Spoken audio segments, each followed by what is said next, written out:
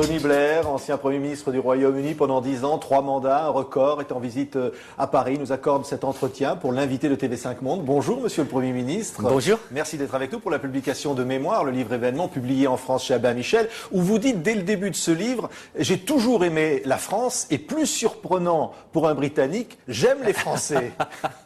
Oui, parce que l'entente cordiale entre nos deux pays, c'était de temps en temps un peu difficile, mais pas pour moi. Oui, mais on ne va pas rentrer dans les détails, mais au début, vous racontez que vous aviez visité Paris avec une Française et qu'elle était très passionnée et vous étiez un peu trop anglais, dites-vous. Oui. Elle m'a appris les meilleures leçons qu'on peut avoir, c'est que de laisser aller un peu, oui. Ouais. Et quand vous allez rencontrer tout à l'heure le président Nicolas Sarkozy, vous allez lui dire qu'il est très français pour vous. Oui, c'est essentiel, je crois, pour un président de la France. Mais non, de la première fois que j'ai l'ai rencontré, il avait un air d'un président, j'ai trouvé. Alors évidemment, dans ce livre, vous racontez des grandes heures. On ne peut pas évidemment résumer ces 700 pages, c'est très important. Évidemment, on pense à l'Irak. Vous dites, je ne regrette pas d'avoir évidemment engagé cette guerre en Irak, parce que Saddam Hussein, tôt ou tard, aurait eu des armes de destruction massive. Malgré les pleurs que vous versez sur les victimes de cette guerre. Oui, parce qu'il y a un temps des morts, même il y avait beaucoup plus sur Saddam, sur le gouvernement de Saddam. On doit regretter les morts des innocents, des soldats et tout ça. Mais je crois vraiment, et c'était une décision que j'ai prise, c'était la décision la plus difficile, mais je pense même maintenant que c'était une décision que c'était correct pour moi, pour mon pays à ce temps. Quitte à devenir impopulaire. Oui, absolument. Et y compris en France d'ailleurs aussi, puisque la France n'avait pas choisi cette voie-là. Oui, exactement. Et maintenant, si on veut devenir un leader, on doit être préparé d'être très critiqué parce que les décisions sont difficiles. Et en particulier avec cet élément d'extrémisme dans le monde, toutes les décisions sont très difficiles. La décision maintenant sur la question d'Iran, c'est aussi difficile.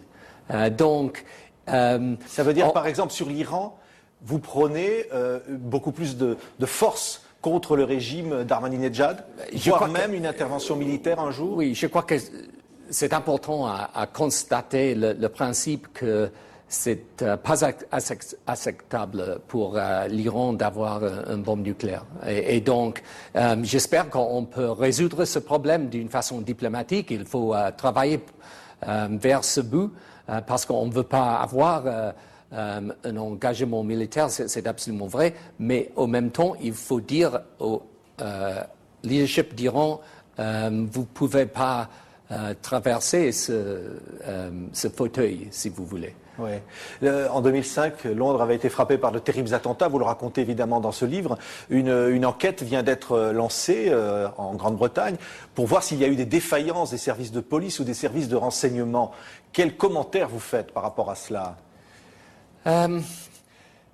C'était très très difficile parce que il faut établir l'ordre dans le pays et donc il y avait les décisions très très difficiles de sécurité à l'époque et encore il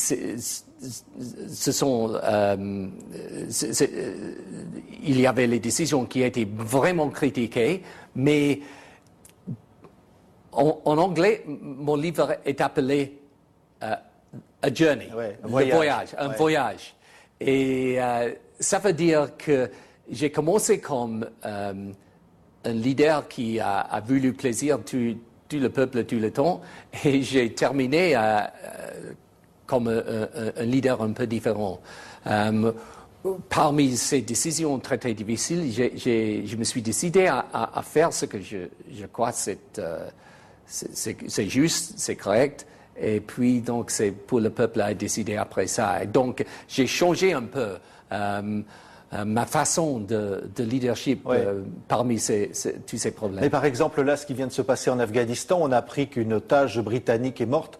Peut-être par ceux qui ont tenté de la sauver, dans l'assaut qui a été donné il y a quelques jours. Une enquête le dira. Ça montre quoi, ça, selon vous? Ça montre finalement que le danger est toujours là? Le danger reste avec nous à ce moment, c'est absolument clair. Et pour battre ce danger, c'est absolument nécessaire, à mon avis, de reconnaître que ce n'était pas notre faute. Nous n'avons pas causé cet extrémisme. C'est un élément perverti de la religion de l'islam et il faut conduire cette lutte tout en reconnaissant que ce serait une lutte longue, difficile et profonde. Ça, c'est mon avis. Donc, je crois que même maintenant, quelques années après 11 septembre, on est en train de continuer avec cette lutte. Et c'est très, très difficile. C'est difficile pour l'opinion publique à rester avec nous, avec les leaders, avec toutes les décisions très, très difficiles, mais il nous faut faire. Oui. Un mot sur la Chine, le prix Nobel de la paix pour une personne emprisonnée. Ça veut dire que il faut dialoguer aujourd'hui avec la Chine. Qu'est-ce qui se passe? On dit que son épouse serait arrêtée.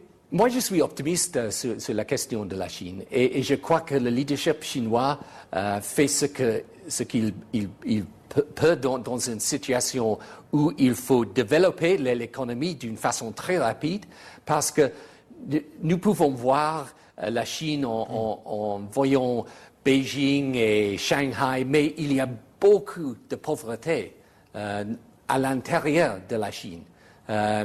Et il y a peut-être même aujourd'hui plus que 50, presque 60% de la population en agriculture. Oui. Donc, on doit changer ça pour l'avenir. Pour cette raison, je peux comprendre les difficultés du leadership chinois en faisant ce changement. Et Tony Blair, demain, il va y avoir une grève en France. La Grande-Bretagne aussi va peut-être repousser l'âge de la retraite. Vous dites dans ce livre, la retraite à 60 ans, c'est épouvantable. Vous n'êtes vous-même pas prêt. C'est pour vous, en France, à décider ce que vous voulez faire sur la question de retraite. Mais il faut tout simplement dire, tous les pays du monde sont face à face aux mêmes problèmes et aux mêmes défis. Parce qu'il y a le vieillissement de la population. C'est ça que vous allez dire à Nicolas Sarkozy tout à l'heure?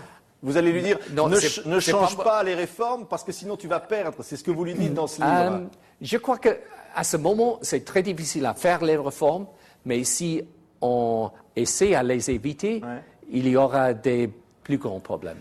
Merci Tony Blair de nous avoir accordé cet entretien mémoire publié chez Albin Michel. C'est évidemment le livre événement que vous êtes donc venu présenter en France.